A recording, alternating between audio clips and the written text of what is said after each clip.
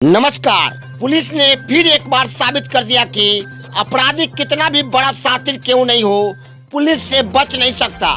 बीते दिन अय्यापुर थाना क्षेत्र के भारत फाइनेंस कंपनी के कार्यालय से 38 लाख रुपया लूटा गया था, जिसका उद्भेदन आज SSP Rakesh Kumar press conference कर जानकारी साझा किए कि 30,23,270 रुपया बरामद कर लिया गया है।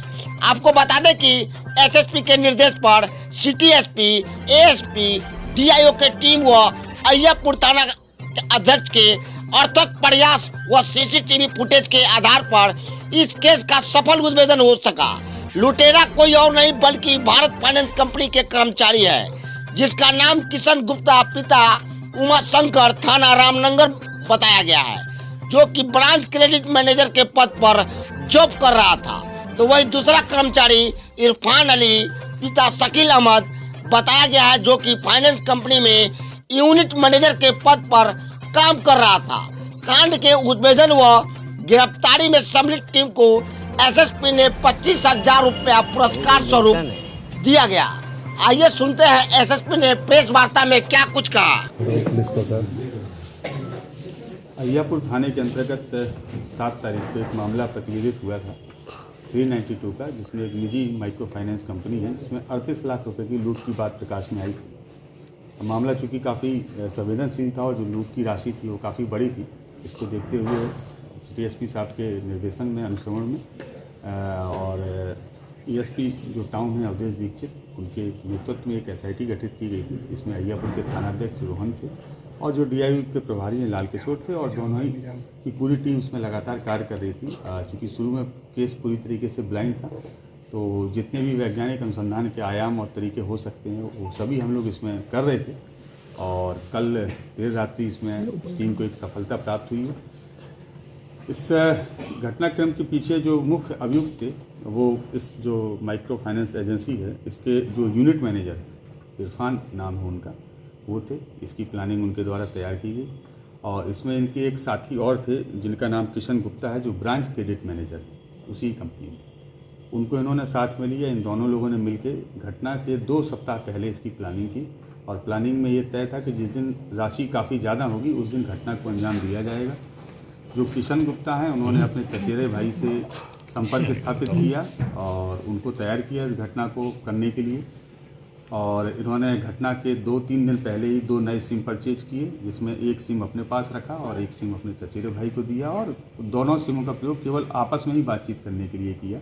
घटना के दिन घटना को कारित करने के लिए किशन के जो चचेरे भाई हैं, जो अभी फरार हैं, वो आए, और जो एरिया मैनेजर यूनिट मैनेजर हैं इस ब्रांच के Irfan Ali, unit manager 3-4 branch पे एक होते हैं, इरफान अली, ये दोनों लोग आए वहाँ पे घटना करने के लिए। चूँकि दोनों लोग नकाब पहने थे, इसलिए जो सहकर्मी थे वो नहीं पहचान पाए।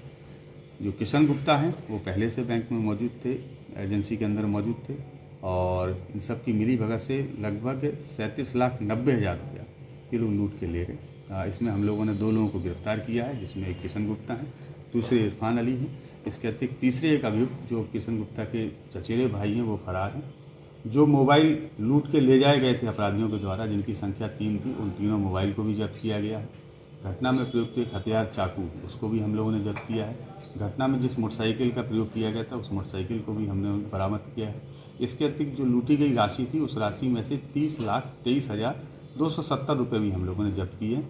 जो शेष राशि लगभग 6 से 7 लाख बच रही है, उसकी बरामदगी के लिए और एक अभियुक्त जो शेष है उसकी गिरफ्तारी के लिए हम लोग लगातार प्रयास। सर, जो प्लानिंग थी, क्या किसी वेब सीरीज और फिल्म को देख के लोग बनाए थे या उसके बारे में हम लोग अभी पूछताछ कर रहे हैं। घटना के बाद सर ये लोग कहाँ थे? इन लोगों की जो प्लानिंग बनाने का तरीका, तो जो पहले पूर्व में कुछ राज्यों में ऐसी घटनाएं घटित हुई हैं जहां किसी निजी कर्मी के द्वारा इस प्रकार को घटना को अंजाम दिया गया और वो किसी तरीके से नहीं पकड़ पाए, उन सारी घटनाओं से प्रेरित होकर इन लोगों ने इस घटना। राशि कहाँ से बरामद हुई है?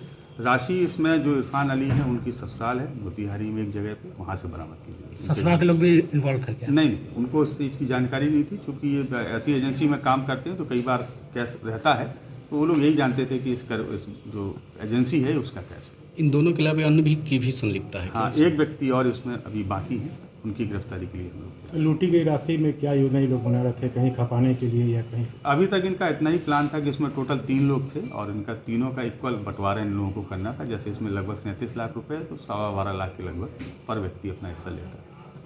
सर इस तरह का घटना कारित किया कि इससे पहले भी कहीं किसी तरह का किए हों, उसके बारे में भी पता लगाया जा रहा है क्या? हम लोग इसमें ज़रूर काम कर रहे हैं। वैशाली से हम लोग इसको शेयर भी कर रहे हैं। और जो अभी तक जानकारी प्राप्त हुई है कि कुछ वर्षों पहले गरौल में सेम माइक्रो फाइनेंस एजेंसी में एक घटना घटित हुई थी लूट की, और संयोग से उस वक्त ये दोनों कर्मी वहाँ पदस्थापित थे। सर जो पुलिसकर्मी है जो उनको सम्मानित भी किया जाएगा? बिल्कुल, बहुत अच्छा कार्य हुआ है। हम लोग इसमें जो वरीय पदाधिकारी है उनको तो लिख ही रहे हैं पुरस्कार की अनुशंसा के साथ लिए, और साथ ही जो आप लोगों के सामने ही इस पूरी टीम को जो इस SIT को देख रहे थे, सिटी SP साहब और SP साहब, दोनों लोगों को पूरी टीम के लिए 25,000 रुपये बधाई, पूरी टीम बधाई के पास। ये अभी तो 25,000 रुपये है, इसके बाद में बड़े इसके लिए हम लोग जी अपने सपनों की आशिया को दे एक नई पहचान माँ भवानी डेकोर प्राइवेट लिमिटेड के साथ, जो है ऑथराइज्ड डिस्ट्रीब्यूटर ऑफ कजारिया। देश की मिट्टी से बनी टाइल से देश को बनाते हैं, और जहां मिलती है सभी प्रकार के Indian and imported granite, marble, sanitary एवं कोटा स्टोन का अनोखा एवं आकर्षक संग्रह। माँ भवानी डेकोर प्राइवेट लिमिटेड मतलब a complete floor solutions. New 0 mile Dadar road, Muzaffarpur. Call 9934753111।